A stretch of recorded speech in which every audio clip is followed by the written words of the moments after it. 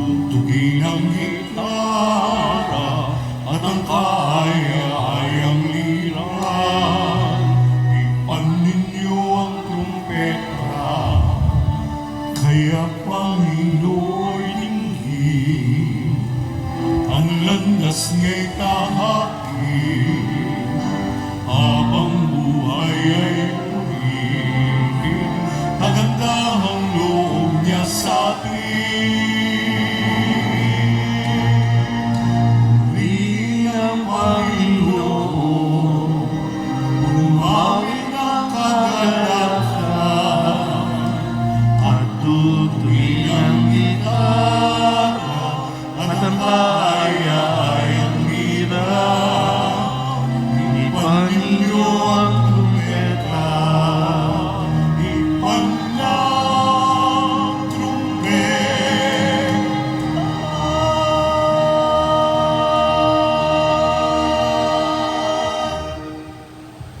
Sa ngalan ng Ama at ng Anak at ng Espiritu Santo, Amen.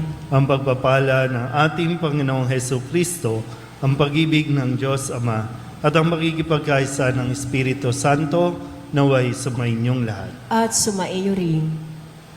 Mga kapatid, tinipon tayo bilang mga kaanib na angkan ng Diyos, kaya dumulog tayo sa Panginoong napapatawad ng lubos. Sinugong tagapagpagaling sa mga nagsisisi, Panginoon, kaawaan mo kami. Dumating na tagapag-anyayang mga makasalanay magsisi, Kristo, kaawaan mo kami. Kristo, kaawaan mo kami. Nakaluklok ka sa kanan ng Diyos Ama para ipamagitan kami. Panginoon, kaawaan mo kami. Panginoon, kaawaan mo kami. Kaawaan tayo na makapangyarihang Diyos, patawarin tayo sa ating mga kasalanan at patnubayan tayo sa buhay na walang hanggan. Amen. Manalangin tayo.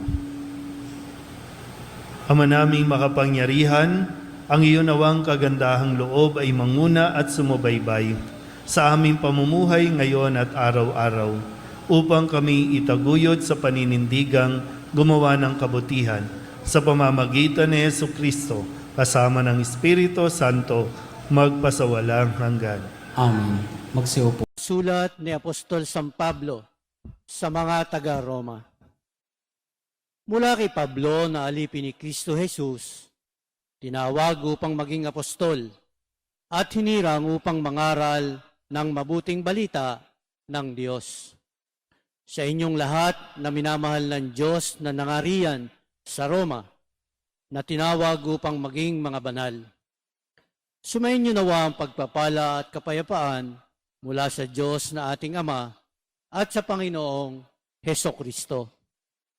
Ang mabuting balitang ito na ipinangako niya nung una pa, una sa pamamagitan ng mga propeta at nasa saad sa mga banal na kasulatan ay tungkol sa kanyang anak, ang ating Panginoong Hesukristo. Sa kanyang pagiging tao, siya ipinanganak mula sa lipi ni David at sa likas na kabanalan ng kanyang espiritu. Ipinahayag siyang anak ng Diyos sa pamamagitan ng makapangyarihang gawa, ang kanyang muling pagkabuhay. Sa pamamagitan niya, tinanggap namin sa Diyos ang kaloob na maging apostol upang ang lahat ng bansa ay akayin sa pananampalataya at pagsunod sa Kanya. Kabilang din kayo sa mga tinawag na maging tagasunod ni Hesukristo. Ang salita ng Diyos. Salamat sa Diyos. Ang tugon po sa bawat saknong ng salmo. Ang Diyos na rin ang naghayag ng handog niyang pagliligtas. Ulitin po natin. Ang Diyos na rin ang naghayag ng handog niyang pagliligtas. Umawit ng bagong awit at sa poon ay ialay. Pagkat siyang ginawa niya ay kahangahangan tunay. Sa sariling lakas niya at taglay na kabanalan, walang hirap na natamo, yaong hangad na tagumpay. Ang Diyos na rin ang naghayag ng handog niyang pagliligtas. Ang tagumpay niyang ito'y siya na rin ang naghayag. Sa harap ng mga bansay, nahayag ang pagliligtas. Ang pangako sa Israel, lubos niyang tinutupad. Ang Diyos na rin ang naghayag ng handog niyang pagliligtas. Tapat siya sa kanila at ang pag-ibig ay wagas. Ang tagumpay ng ating Diyos kahit saan ay namalas. Magkaingay na may galak, yaong lahat sa daigdig. Ang puon ay buong galak na purihin sa pag-awit. Ang Diyos na rin ang naghayag ng handog niyang pagliligtas. Tumayo po ang lahat.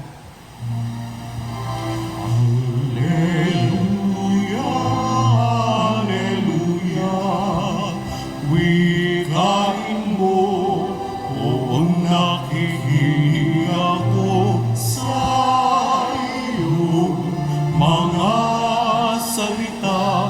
Hallelujah, Hallelujah, Hallelujah.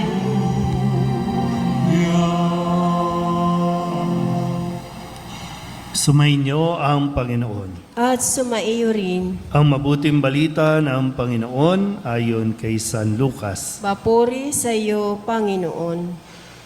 Noong panahong iyon, samantalang dumaragsa ang mga tao, sinabi ni Jesus, "Napakasama ng lahing ito. Naghahanap sila ng palatandaan mula sa langit, subalit walang ipapakita sa kanila, maliban sa palatandaang inilalarawan ng nangyari kay Jonas. Kung paanong naging isang palatandaan si Jonas sa mga taga-Ninibe, gayon din naman, magiging isang palatandaan sa lahing ito ang anak ng tao. Sa araw ng paghuhukom, titindig ang reyna ng timog laban sa lahing ito at sila'y hahatulan niya ng kaparusahan. Sapagkat nanggaling siya sa dulo ng daigdig upang pakinggan ang karunungan ni Solomon. Ngunit higit na di hamak kay Solomon ang naririto. Sa araw ng paghuhukom ay titindig ang mga taga-Ninive laban sa lahing ito at hahatulan ng kaparusahan sapagkat nagsisi sila dahil sa pangangaral ni Jonas. Ngunit higit na di hamak kay Jonas ang narito. Ang mabuting balita ng Panginoon. Pinupuri ka namin, Panginoong Hesukristo. Isang magandang gabi po sa inyong lahat. Madalas po na ating naririnig sa mga pagbasa natin, sa mga sulat ng mga apostol ni San Pablo, kung gaano kahalaga at importante yung pagkakaroon ng pananampalataya. Mas binibigyan diin ang pananampalataya kaysa sa mga ritual, kaysa sa mga tradisyon o mga kultura na ating pong nakagisnan. Sa unang pagbasa ay kinaklaro ni San Pablo na siyang ipinadala at sinugo ni Jesus para sa mga hintil. So iba yung kanilang kultura kumpara sa mga Hudyo. At pinapaalala niya na si Kristo ay namatay para sa lahat, tuli man o hindi, ayon sa kanilang kultura, ayon sa kanilang paniniwala. Kasi sa mga Hudyo, ang sinasabi nila ay kailangan nyo munang magpatuli bago namin kayo tanggapin sa aming pananampalataya. Sa pahayag ni San Pablo na ibinigay sa kanya ni Jesus, hindi na kinakailangan kasi malaya man o alipin, tuli man o hindi, ay inanyayahan ni Kristo. Dahil iniligtas nga ni Kristo. Kaya ngayon, sabi din ni Kristo sa ating Ebanghelyo, saan ba natin, paano ba maihahambing o maipapaliwanag ang mga henerasyon natin ngayon? Lagi tayong naghahanap ng palatandaan. Mahal ba talaga ako ng Diyos? Mapapatawad ba talaga ako ng Diyos? At dahil hindi natin kayang sagutin ito, saan tayo nauuwi? Sa depression. Hindi natin maipaliwanag, di natin masagot. Pero sabi, naririto na ang palatandaan, ang tanda ng pag-ibig ng Diyos, ang tanda ng awa ng Diyos. Kaya nga ipinako si Kristo, namatay, pinako, muling nabuhay. At ito yung mga sinasabi na rin ni Kristo na nangyari na. Pero kung hindi pa rin natin bubuksan ang ating pong mga puso't isipan, walang mangyayari nito. Kaya nga kadalasan pinaghahalo-halo natin kung ano-ano yung mga kultura, kung ano-ano mga practices, para lamang masagot na pinapakinggan na tayo ng Diyos. Pananampalataya nating Katoliko, haluan natin ng iba, may mga pamahiin pa tayo.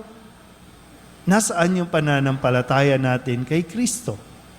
Kaya nga, nandito, kung titingnan mo lang, yung krus na yan mismo yung palatandaan ng pag-ibig at awa ng Diyos na ibinigay ng Diyos para sa atin. Kaya nga itinaas.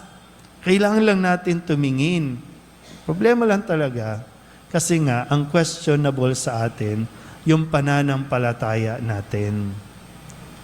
Madaling sabihin sa salita na may pananampalataya tayo. Pero kapag sa mga panahon na tayo ay sinusubok, doon talaga natin, naniniwala ba talaga tayo dyan? Ano ba talaga ang tingin natin dyan? Pahid tayo ng pahid, luhod tayo ng luhod. Ano pa bang ginagawa ng mga tao ngayon pag sa krus? Hagimat, pang-display, pang-fashion. Kaya laging ang titingnan sa atin, nananalig ba talaga tayo kay Kristo? Kung sasagot tayo ng yes, susubukin din yung ating pananalig. Ngayon, kung wala pa tayong pananampalataya, ito ang sinasabi sa atin, mahal tayo ng Diyos. Sino man tayo, anuman ang katayuan natin, anuman ang nagawa natin sa buhay, ginawa ni Jesus ang pagpapakasakin, pagkamatay, at muling pagkabuhay para sa ating kaligtasan. Amen?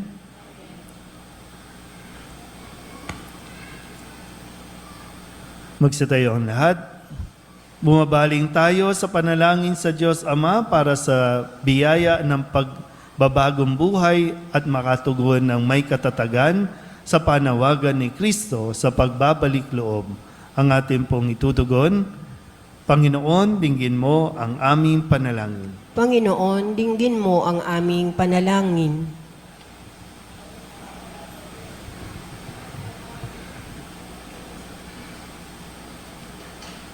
Ang mga puso ng lahat ng lalaki at babae naway mapanumbalik sa Panginoon na tumawag sa daigdig sa pagsisisi. Manalangin tayo sa Panginoon. Panginoon, dinggin mo ang aming panalangin. At tinawa tanggapin ang buong mensahe ng Ebanghelyo, pati na ang mga salitang bumibigkas ng pagsubok at sa krus sa buhay. Manalangin tayo sa Panginoon. Panginoon, dinggin mo ang aming panalangin. Katulad ng mga mamamayan ng Nineve, naway itakwil natin ang mga masamang pamumuhay at bumaling tayo sa Diyos ng buong pagpapakumbaba at nagsisising espiritu. Manalangin tayo sa Panginoon. Panginoon, dinggin mo ang aming panalangin. Ang mga may sakit at matatanda, naway makatagpo ng kasiguruhan at pagmamahal mula sa mga nag-aaruga sa kanila. Manalangin tayo sa Panginoon. Panginoon, dinggin mo ang aming panalangin. Ang mga yumao naway tumanggap ng kapayapaan at kaligayahan sa kaharian ng Diyos.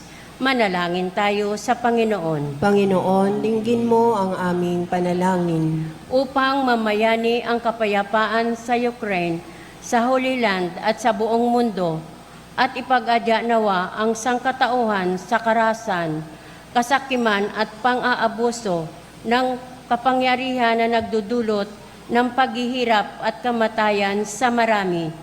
Manalangin tayo sa Panginoon. Panginoon, dinggin mo ang aming panalangin. Upang ang lahat ng mga nagdurusa dahil sa kalupitan ng digmaan at naglian ng makaranas ng kapayapaan at mabuhay ng may kapanatagan at kalayaan. Manalangin tayo sa Panginoon. Panginoon, dinggin mo ang aming panalangin. Idulog din natin sa Panginoon ang ating mga personal na kahilingan at mga panalangin para sa ating mga pamilya, kasama din ang mga kahilingan ng mga nanonood sa online. Lahat ng mga misang pasasalamat, espesyal na intensyon, agarang paggaling ng mga may sakit, tang lahat ng mga kaluluwa na inihiling na ipagdasal sa misang ito. Ang lahat ng ito inihiling namin sa ngalan ni Kristong aming Panginoon. Amen.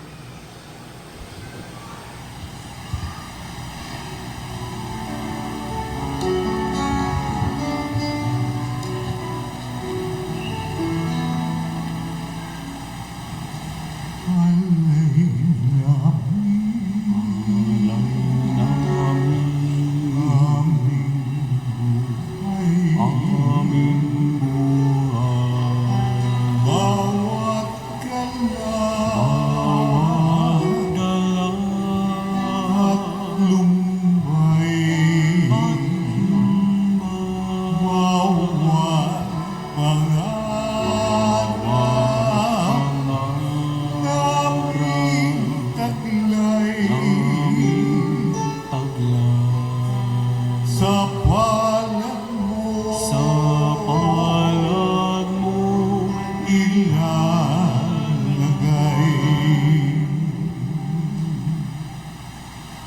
Manalangin kayo mga kapatid upang paghahain natin ay kalugdan ng Diyos amang makapangyarihan. Tanggapin nawa ng Panginoon itong paghahain sa iyong mga kamay sa kapurihan niya at karangalan sa ating kapakinabangan at sa buong sambayanan niyang banal.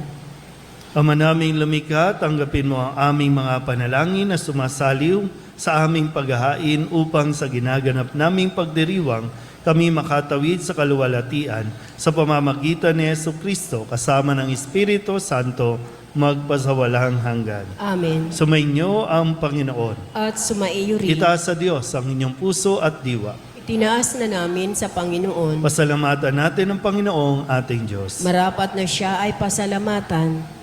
Ama naming makapangyarihan, tunay ngang marapat na ikaw ay aming pasalamatan. Pinagbibigyan mong ito'y aming maihayag kahit na ito'y walang anumang maidaragdag. Sa kadakilaang sa iyo ay likas. Sa pagpupuri nami ang nakikinabang ay kami ring iyong pinakikiharapan sa pamamagitan ng iyong anak na minamahal. Kaya kaysa ng mga anghel na nagsisiawit ng papuri sa iyo nang walang humpay sa kalangitan, kami nagbubunyi sa iyong kadakilaan. Santo, Santo, Santo, Panginoong Diyos na makapangyarihan, napupuno ang langit at lupa ng kaluwalhatian mo. Hosana sa kaitaasan, pinagpala ang napairito sa ngalan ng Panginoon. Hosana sa kaitaasan. Ama naming banal, ikaw ang bukal ng tanang kabanalan. Kaya't sa pamamagitan ng iyong Espiritu, gawin mong banal ang kaloob na ito upang para sa aming maging katawan at dugo ng aming Panginoong Heso Kristo. Bago niya pinagtiis ang kusang loob na maging handog, hinawakan niya ang tinapay, pinasalamatan kaniya, pinaghati-hati niya iyon, iniabot sa kanyang mga alagad at sinabi, tanggapin ninyong lahat ito at kanin, ito ang aking katawan na ihahandog para sa inyo.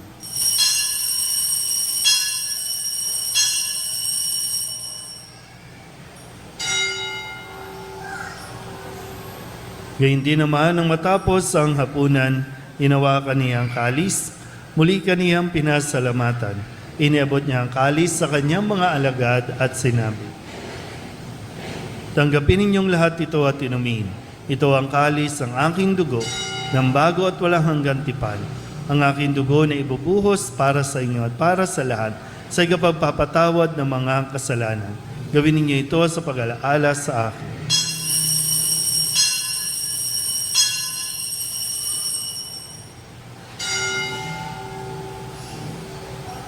Ipagbunyi natin ang misteryo ng pananampalataya. Si Kristo'y namatay, si Kristo'y nabuhay, si Kristo'y babalik sa wakas ng panahon. Ama, ginagawa namin ngayon ang pag-alaala sa pagkamatay at muling pagkabuhay ng iyong anak. Kaya tiniaalay namin sa iyo ang tinapay na nagbibigay buhay at ang kalis na nagkakaloob ng kaligtasan.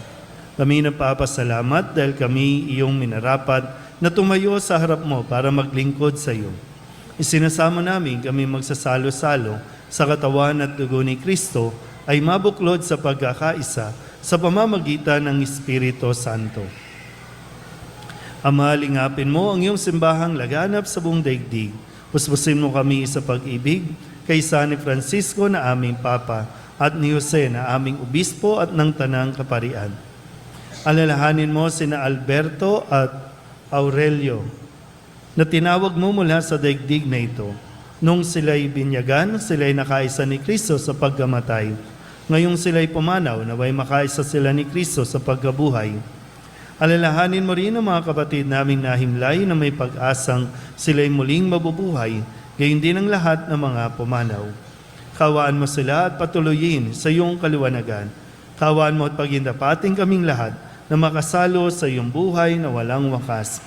Kaysa ng mahal na Birhen Maria na ina ng Diyos, ng kabiyak ng puso niyang sa San Jose, kaysa ng mga apostol at ng lahat ng mga banal na namuhay dito sa daigdig ng kalugod-lugod sa iyo, may pagdiwang nawa namin ang papupuri sa ikararangal mo sa pamamagitan ng iyong anak na aming Panginoong Heso Kristo.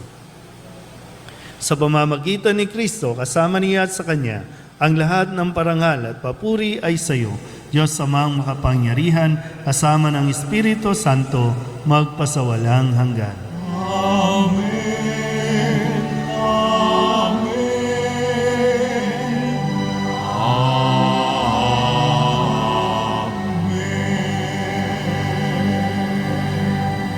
Sa tagubilin ng nakagagaling na utos at turo ni Jesus sa Panginoon natin at Diyos, ipahayag natin ang lakas loob.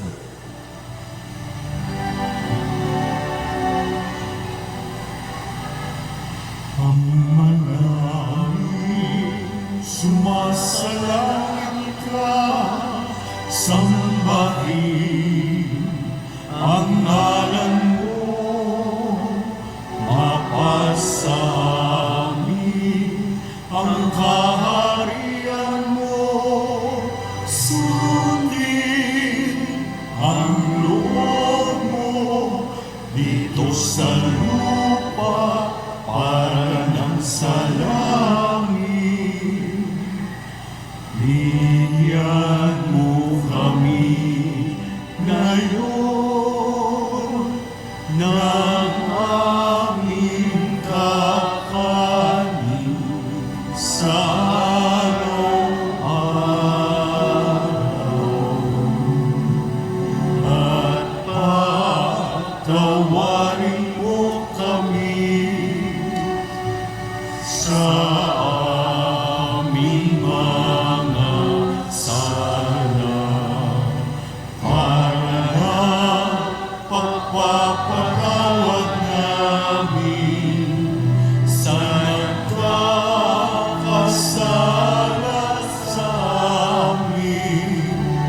At huwag mo kami ipahintulot sa tukso at iaya mo kami sa lahat ng masama. Hinihiling namin kami iadya sa lahat ng masama, pagkalooban ng kapayapaan araw-araw, iligtas sa kasalanan at ilayo sa lahat ng kapahamakan, samantalang aming pinananabikan ang dakilang araw ng pagpapahayag ng tagapagligtas naming sa Yesu Kristo. Sapagkat iyo ang kaharian at ang kapangyarihan at ang kapurihan magpakailanman. Amen. Panginoong Heso Kristo, sinabi mo sa iyong mga apostol, kapayapaan ang iniiwan ko sa inyo, ang aking kapayapaan ang binibigay ko sa inyo. Tunghayin mo ang aming pananampalataya at huwag ang aming mga pagkakasala. Pagkalooban mo kami ng kapayapaan at pagkakaisa ayon sa iyong kalooban, kasama ng Espiritu Santo, magpasawalang hanggan. Amen. Ang kapayapaan ng Panginoon ay laging sumainyo. At sumaiyo rin. Magbigayan po tayo ng kapayapaan sa isa't isa.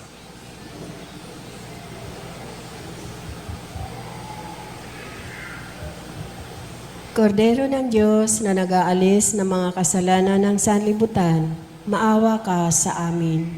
Kordero ng Diyos na nag-aalis ng mga kasalanan ng sanlibutan, maawa ka sa amin. Kordero ng Diyos na nag-aalis ng mga kasalanan ng sanlibutan, ipagkaloob mo sa amin ang kapayapaan.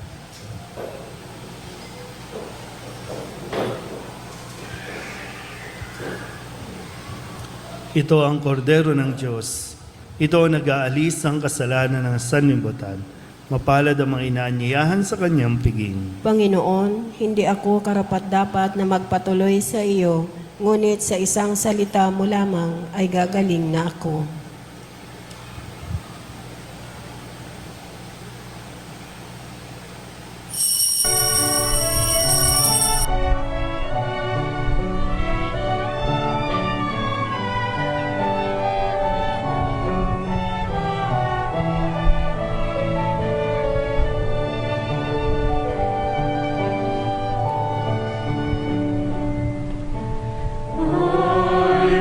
Listen to the Lord, will listen to the voice of His people, serve them with all my heart. I will listen to His words and call upon the Lord for His people to live in faith and truth and in love.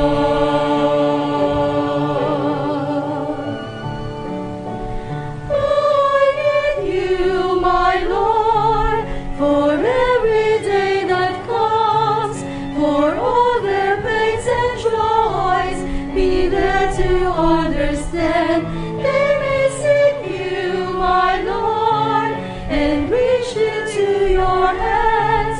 May you comfort their sorrows and heal their wounded hearts.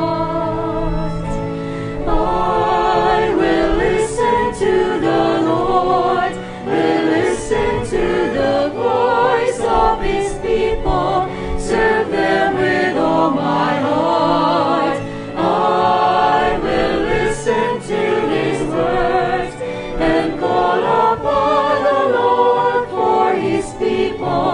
To live in faith and truth and in love.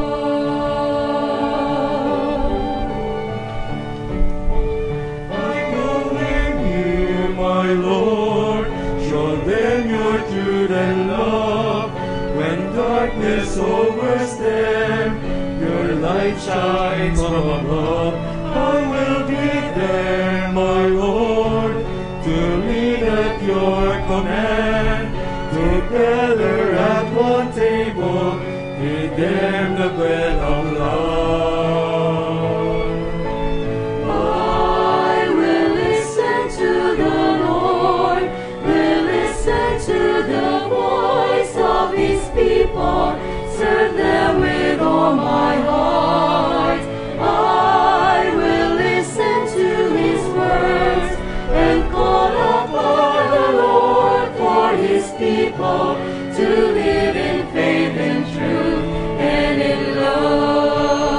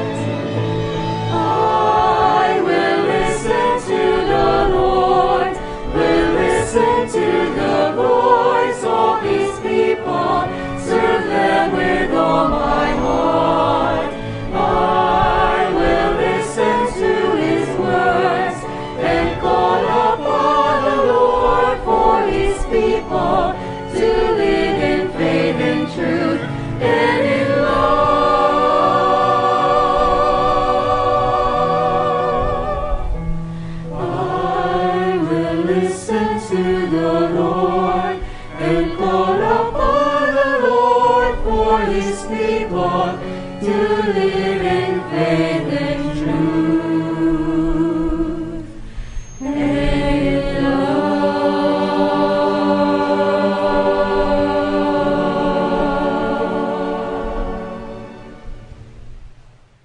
Langin tayo. Ama naming mapagmahal, ngayong kami iyong pinapakinabang sa katawat dugong banal, inilulog namin sa dakila mong kabutihan sa tanan na kami gawin mong kasalo sa iyong buhay sa pamamagitan ni Jesucristo kasama ng Espiritu Santo magpasawalang hanggan. Amen. Sumainyo ang Panginoon. At sumaiyo rin. At pagpalain kayo ng makapangyarihang Diyos, Ama at Anak at Espiritu Santo. Amen. Tapos sa banal na misa, humayo tayo sa kapayapaan ni Kristo. Salamat sa Diyos. Magandang gabi po. Magandang gabi po, Father.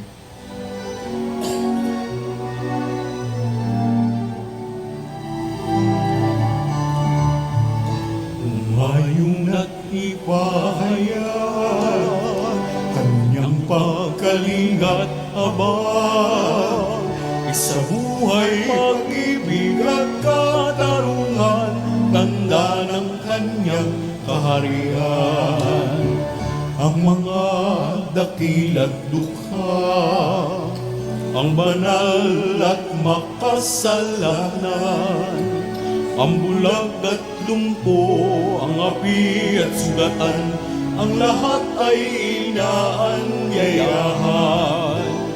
Humayon at ipahayag kanyang pagkalingat abang. Sa buhay, pag-ibig at katarungan, tanda ng kanyang kaharian.